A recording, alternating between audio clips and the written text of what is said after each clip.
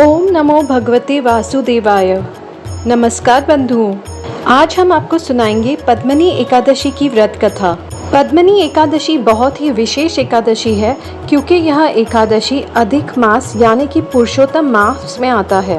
पद्मनी एकादशी पापों का नाश करती है और मोक्ष प्रदान करती है।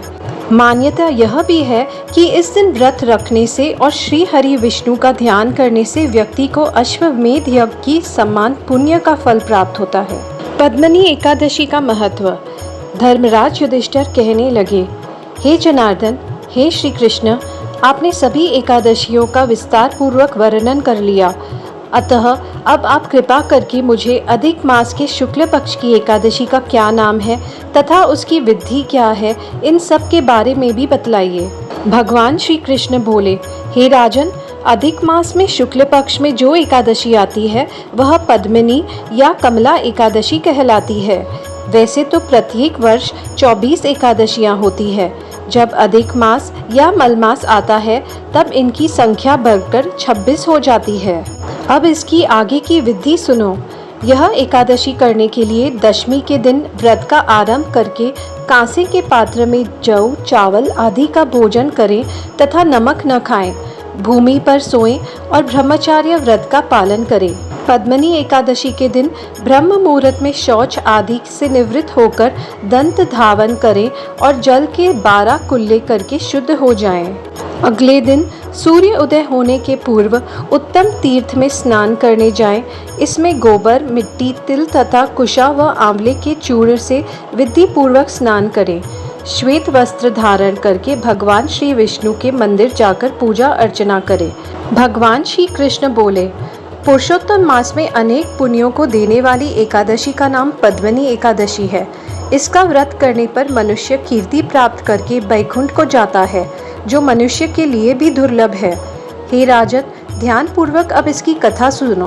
पूर्व काल में त्रेता युग में हेहय नामक राजा के वंश में कृतवीर्य नाम का राजा महिष्मति पुरी में राज्य करता था। उस राजा की 1000 परम प्रिय स्त्रियां थीं, परंतु उनमें से किसी को भी पुत्र नहीं था जो कि उनके राज्य भर को संभाल सके। देवता, पितरु, सिद्ध तथा अनेक चिकित्सकों आदि से राजा ने पुत्र प्राप्ति के लिए काफी प्रयत्न किए, लेकिन सब असफल रहे। तब राजा ने तपस्या करने का निश्चय किया। महाराज के साथ उनकी परम प्रिय रानी, जो इक्ष्वाकु वंश में उत्पन्न हुई राजा हरिश्चंद्र की पद्मनी नाम वाली कन्या थी, वह रानी भी राजा के साथ वन में जाने को तैयार हो गई।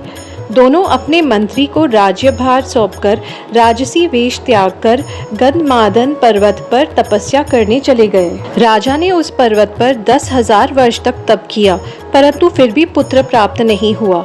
तब पतिव्रता रानी कमल नयनी पद्मिनी से अनुसुईया ने कहा, 12 मास से अधिक महत्वपूर्ण मलमास होता है, जो 32 मास पश्चात आता है। उसमें द्वादशी युक्त पद्मनी शुक्ल पक्ष की एकादशी का जागरण समेत व्रत करने से तुम्हारी सारी मनोकामनाएं पूर्ण होगी। इस व्रत के करने से भगवान तुम पर प्रसन्न होकर तुम्हें शीघ्र ही पुत्र देंगे। रानी पद्मिनी ने पुत्र प्राप्ति की इच्छा से एकादशी का व्रत किया। वह एकादशी को निराहार रहकर रात्रि जागरण करती। इस व्रत से प्रसन्न होकर भगवान श्री विष्णु ने उन्हें पुत्र प्राप्ति का वरदान दिया।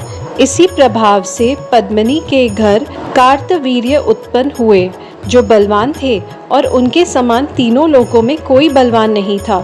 तीनों लोकों में भगवान के सिवा उनके जीतने का सामर्थ्य किसी में न था। जो कोई भी मनुष्य मलमास शुक्ल पक्ष की एकादशी का व्रत करता है और संपूर्ण कथा को पढ़ता है या सुनता है, वे भी यश के भागी होकर विष्णु लोक को प्राप्त होते हैं।